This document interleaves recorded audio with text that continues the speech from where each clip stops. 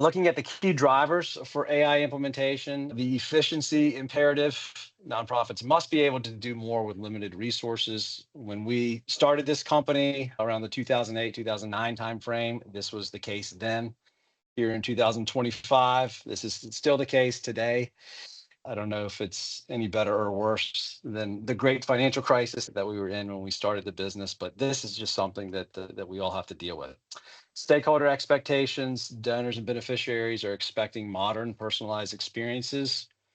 So the needs and the efficiency imperative is there, but the expectations aren't going away. In fact, as more and more people begin to use AI in their personal lives, those expectations are just going to continue to go up. Data abundance, growing data volume that exceeds manual analysis capabilities. Here at StratusLIVE, I think we can all attest that your databases aren't getting any smaller. So they're just continuing to grow and they're just becoming more and more than any one individual analyst or database administrator can really keep up with. And so impact measurement, increasing demands for evidence-based approaches and outcomes. People want to know where their dollar, how their dollar is being used, and whether it's maximizing the outcomes. And so we're hopeful that AI will be able to help with that. Competitive pressures, the need to remain relevant in a rapidly evolving landscape. There's obviously the competition for where people designate and give their money. And we need to make sure that you guys are taking advantage and staying on top of the latest technology trends. So our goals here at StratusLIVE. So number one is we want to simplify the adoption of AI. So we are looking to build and bake in AI capabilities into the product suite that you have today with zero technical expertise. Hopefully, whether you're dipping your toe or jumping all in, we kind of want to be there to meet those needs. Future-proof solutions. It is a full-time job to keep up with the changes that are going on right now. These models are being released on a weekly basis. They're constantly evolving and changing and new capabilities. And so we are doing our very best to test those models and stay up and making sure we've got the best capabilities from those models. Trust by design. This is number one, has always been number one, is the strict security and privacy practices of that sensitive constituent data and making sure they do not make it to any of the training models. This has always been number one on our list, is to make sure no external third parties get access to that sensitive data. So we want these tools and guided recommendations empowering every team member, regardless of technical background. Mission-focused performance. We've always been focused on the nonprofit market. That's not changing. So we're purposely building these with your use cases in mind. The vast majority of our staff, of course, has worked either for a nonprofit or with nonprofits for much of their career. So this is always, it's not like we're building a horizontal solution that you can find out there. There's plenty of those options. And then the ethical commitment, making sure that we are doing AI responsibly. And that's part of our continuing to monitor these models and building out these pretty elaborate test suites that are going through and finding any kind of bias that may be in these LLMs and making sure that we're getting the outcomes that align with your mission. So here we're going through the content page builder and we are basically giving it, this is like a 0-shot prompt. This is a brand new page, a brand new content page. A 0-shot prompt means we're not giving it like any samples or examples on how to build this. We're just basically telling it what it is that we want. You can see it building this thing out and streaming it on the fly, this professional grade page for you to work with.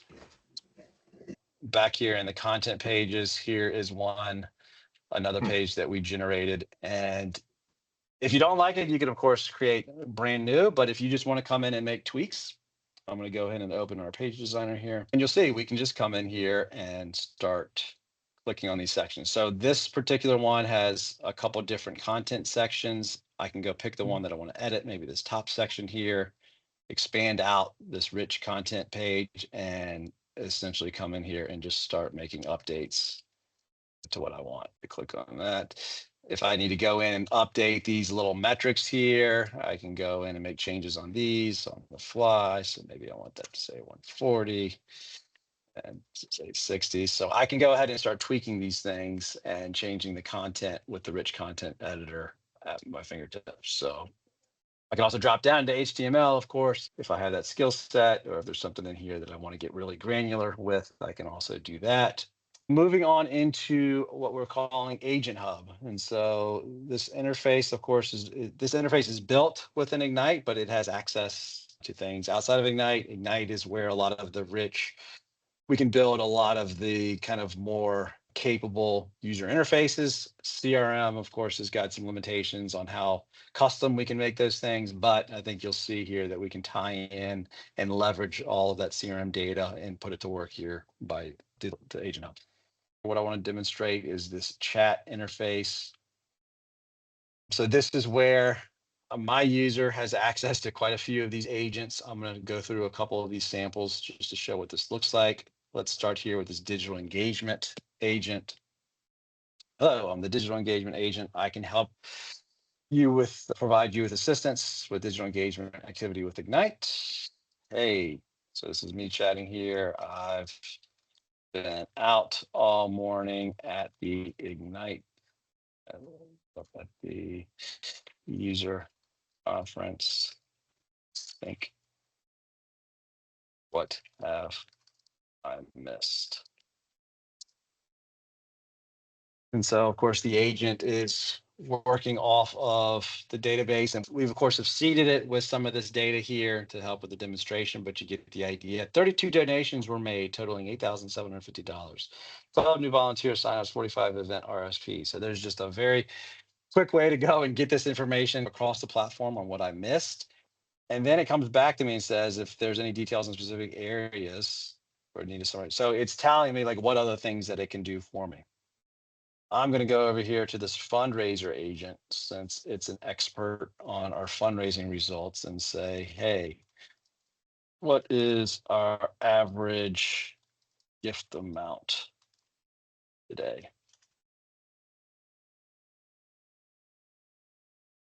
There it goes. It does the calculation here on the fly. Our 8,752 divided by 32 gifts, that gave us $273.44. If you want more detailed breakdowns or comparisons to previous days, let me know. And so we can go on and on here and work off of these agents and go back and forth. Let's go and let's check out the CRM agent. Hello, I'm the CRM agent. I can help you with answer questions and related data for CRM. Hey, let's see. Are there any new opportunities that I should be aware of? So our CRM agent now is going out and querying our CRM database, and this may take a second or two depending on how CRM is doing. Here are the recent opportunities you should be aware of. So let's go to how about recent contacts that were created.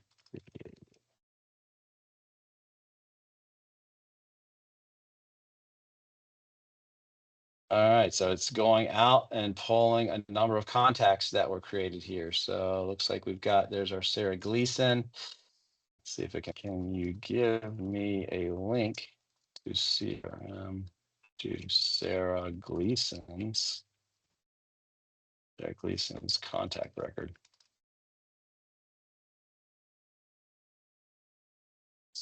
Oh, nice. So it was able to go and give us a link here. So I can go ahead. Let's go ahead and open that in a new tab. And let's see, and boom, there we go. We are into our Sarah Gleason record that it was able to pull from our CRM. This, of course, is our demo CRM instance. And you can start seeing here an idea. Let's see if we can get some information from our major gift officer agent. Hey, you have any recommendations for our Sarah Gleason major gift opportunity? See here.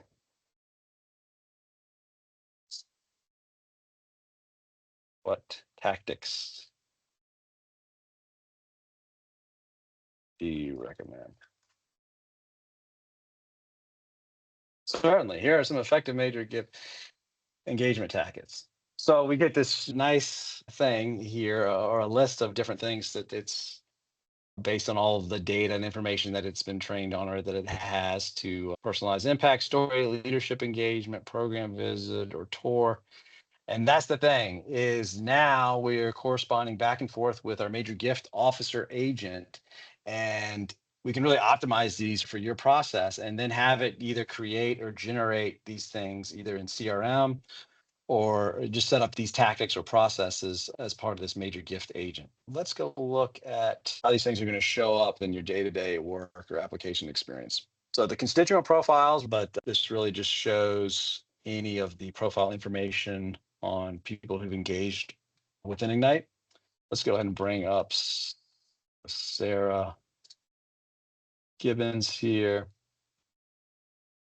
Yeah, so the idea here is that depending on which agents that you're licensed for or that you're using, these things will then be working on your behalf. And you'll see here we've got our community group agent saying, hey, Sarah's volunteer history and interest would be a good fit for our young leaders group. And it's saying to invite to the upcoming Young Leaders Community Group on June 15th, so we can send a VIP invitation.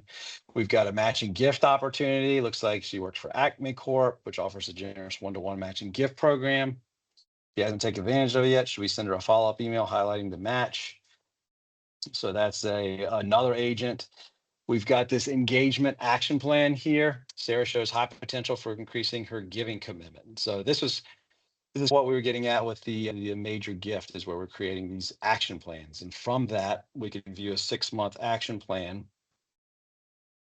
And that would look something like this, some kind of strategy that builds out a set of tasks. And some of these you may want to complete with AI. Some of these things where you're meeting face to face individually, you can assign those to different people. But really, you're having the agents help you develop these plans. And you can do these at a major gift level, or even like now that the agents are available, we could do this holistically, really with any individual. We can come up with these action plans. This is how they're surfaced up here on these individual screens, but collectively, these things would be also available to look at, okay, like now what can I do with this holistically for either a segment or a group? Is there when we create a new volunteer opportunity, we can now leverage some of this profile information to find those with the appropriate interest or have the best match, and maybe send out a quick email. The agents can help send out an email for that volunteer opportunity that meet that criteria. So that's some of the ways we're thinking about employing these. Our new batch processing kind of engine to simplify both imports and data entry. But if I go in and create this is just a prototype screen on what this would look like. We'll get into more of this, but I want to go over here and show a couple things. We've got this batch processing agent here that I can turn on. And there's a couple of capabilities or skills that this agent has. We can catch duplicates and merge on the fly. So as we're adding in our data entry, if we get the same person in there, this agent's always watching for that. Check for potential matching gifts, check for pledge fulfillments. So these are some of the things that we can divvy out to the agent so we don't have to worry about. Let's open up this little help, this little chat bot here. Hello, I'm your financial processing agent. How can I help? I'd like to learn how to import transactions here.